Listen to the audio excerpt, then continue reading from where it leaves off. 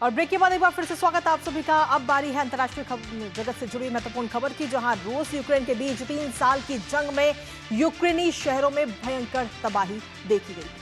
रूसी सेना ने यूक्रेन के अंदर घुसकर अंधाधुंध बम बरसाए हैं, लेकिन यूक्रेन की तरफ से बीते कल एक बड़ा हमला किया गया। पुतिन प्रशासन के लिए काफी नुकसानदेह ये हमला साबित हुआ है। दरअसल यूक्रेन ने बड़ी ही चालाकी से रूस के 5 एयरबेस पर हमला बोल दिया और बम बरसाने वाले विमानों को तबाह कर दिया। यूक्रेन पिछले 1.5 साल से इस हमले की तैयारी कर रहा था और इस हमले में रूस के 40 से ज्यादा विमान तबाह हो चुके हैं। इस तबाही के कई सारे वीडियोस भी सामने आ चुके हैं, जिसमें विमानों को जलते हुए देखा जा सकता है। आखिर किन किन एयरबेसों को निशाना बनाया गया है बताएंगे आपको, साथ ही दिखाएंगे तबाही की तस्वीरें। लेकिन उससे पहले आपको दिखाते हैं यूक्रेन ने कैसे बरसाए ये ड्रोन। तो शांति वार्ता से पहले यूक्रेन की तरफ से यह हमला किया गया है, जहां यूक्रेन का रूसी एयरबेस पर यह बड़ा हमला किया है। रूस के कई एयरबेस को निशाना बनाया गया और इस हमले में कुल मिलाकर हम देखें तो इस हमले में 40 लड़ाकू जेट को तबाह कर दिया गया यूक्रेन की तरफ से। इसके साथ ही आपको बता दें कि रूस पर ट्रक से ये ड्रोन अटैक हुआ है, ट्रक से इन्हें लॉन्च किया गया था। उसका जो वीडियो है वो भी आपको दिखाएंगे। लेकिन साथ ही लकड़ी की शेड्स के अंदर ये ड्रोन छिपे हुए थे। जिस तरीके से जो वीडियो सामने आया उस वीडियो में साफ तौर पर हम देख सकते हैं कि एक ट्रक है, ट्रक के अंदर लकड़ी के शेड्स बनाए गए हैं और उसके अंदर इन ड्रोनों को रखा गया था। इस पूरे ऑपरेशन का नाम रखा गया था स्पाइडर वेब। इस पूरे ऑपरेशन का नाम रखा गया। इसके साथ ही 5 इलाकों पर एक आतंकी हमला हुआ है। ये बात रूस की तरफ से एक्सेप्ट भी की गई है। रूस ने इस बात को कबूल किया है। साथ ही अगर देखिए तो शांति वार्ता आज होनी है, लेकिन शांति वार्ता से ठीक पहले यूक्रेन की तरफ से ये बड़ा हमला हुआ है। दरअसल आज इस्तांबुल में ये शांति वार्ता होनी है, लेकिन शांति वार्ता से पहले ये बड़ा हमला। इसके साथ ही किस तरीके से रूस की तरफ से पिछले 1.5 साल से ये प्लानिंग की जा रही है, एक नजर उस पर, जहां ट्रक में रखकर रूसी सीमा के अंदर इन ड्रोन्स को लाया गया था, जिसकी तस्वीर भी इस वक्त हम आपको लगातार दिखा रहे हैं। साथ ही लकड़ी के कैबिनों के नीचे इसको छिपाया गया था। ये लकड़ी के कैबिन बनाए गए हैं और इनके अंदर ड्रोन्स को छिपाया गया था।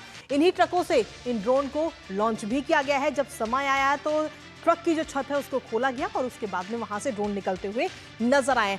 कुल 117 ड्रोन का इस्तेमाल इस हमले में यूक्रेन ने किया है और तबाही के कई सारे वीडियोस सामने आ चुके हैं, जिसमें हम कुल मिलाकर देखें तो फर्स्ट पर्सन व्यू यानी कि FPV ड्रोन का इस्तेमाल यूक्रेन की तरफ से किया गया है। और इस हमले के बाद में जेलेंस्की ने सीधे तौर पर अपनी सेना की तारीफ भी की है। क्या कुछ कहा है वो भी आपको बताएंगे, लेकिन उससे पहले आपको बता दें कि रूस ने आखिर किन 5 एयरबेस को अपना निशाना बनाया है। सबसे पहले आपको बता रहे हैं कि मरमस्क को अपना निशाना रूस की तरफ से रूस में बनाया है और यूक्रेन की तरफ से। इसके साथ ही जो दूसरा है वो है इरकुत्स्क, जिसको निशाना यूक्रेन ने बनाया है। इसके अलावा जो तीसरा नाम है वो है इवानोवो। यहाँ पर जो हवाई हमला, यहाँ पर भी हवाई हमला किया गया है। इसके साथ ही रियाजान जो कि एक जगह है और उस क्षेत्र में जो हवाई अड्डा है वहां पर भी हमला यूक्रेन की तरफ से किया गया। और पांचवी जो जगह है वो है अमूर। अमूर में भी हमला किया गया। अमूर क्षेत्र में जो हवाई अड्डा बना हुआ था वहां पर भी यूक्रेन ने हमला किया है। लेकिन इसके साथ ही यूक्रेन के जो राष्ट्रपति हैं वोलोदिमीर ज़ेलेंस्की, उनकी तरफ से क्या कुछ कहा गया है वो भी आपको बताते हैं।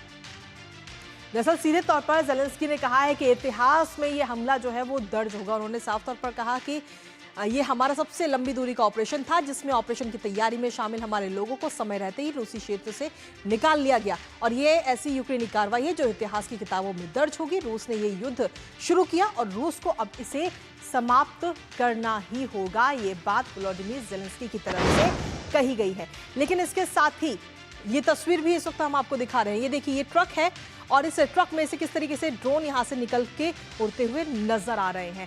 यहाँ से निकल कर जाते हैं और जो हवाई अड्डे हैं वहाँ पर ये ड्रोन हमला करते हुए नजर आते हैं। ये तस्वीरें सामने हैं। हालांकि इसके अलावा और भी कई सारी तस्वीरें हैं, जिन तस्वीरों में हम साफ तौर पर देख सकते हैं कि किस तरीके से लड़ाकू जो जेट हैं उनको ध्वस्त किया है यूक्रेन के इन ड्रोन्स ने। आइए आपको सीधा रुख करते हैं। इस वक्त हमारे साथ हमारे सहयोगी अक्षय डोंगरे इस वक्त जुड़ रहे हैं, सीधा उन्हीं का रुख करेंगे। अक्षय, क्या कुछ ताजा अपडेट है आपके पास में? कुल मिलाकर देखा जाए तो यूक्रेन की तरफ से ये बड़ा हमला किया गया है, ऑपरेशन स्पाइडर वेब, और इस ऑपरेशन की तैयारी पिछले 1.5 साल से यूक्रेन कर रहा था। बिल्कुल, आपने ठीक कहा कृतिका। और जिस तरह से ये हमला किया गया है, एक बार फिर से ये चीज साफ तौर पे डेमोन्स्ट्रेट कर दी गई है कि जो मॉडर्न वॉरफेयर है वो पूरी तरह से बदल चुका है।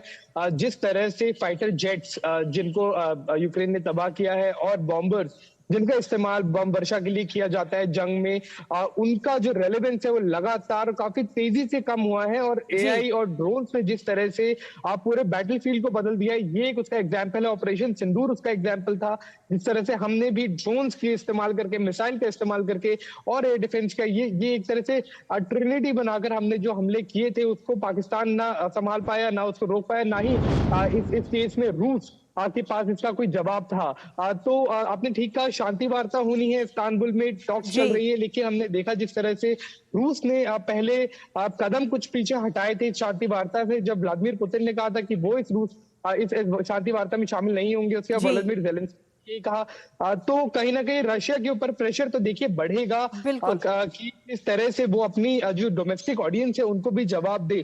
40 एयरक्राफ्ट मानिए, अब एक स्क्वाड्रन से भी बड़ा होता है, एक बहुत बड़ा नुकसान यहाँ पर रूस को होगा। अब देखने वाली चीज यही है जी कि कितने और कौन कौन से एयरक्राफ्ट को तबाह किया गया है, कि क्या ये जी पुराने एयरक्राफ्ट थे, अब एक तरह से मीडियम एज वाले एयरक्राफ्ट थे, या फिर एकदम आधुनिक जो एयरक्राफ्ट है उनके बेस पर हमला हुआ है।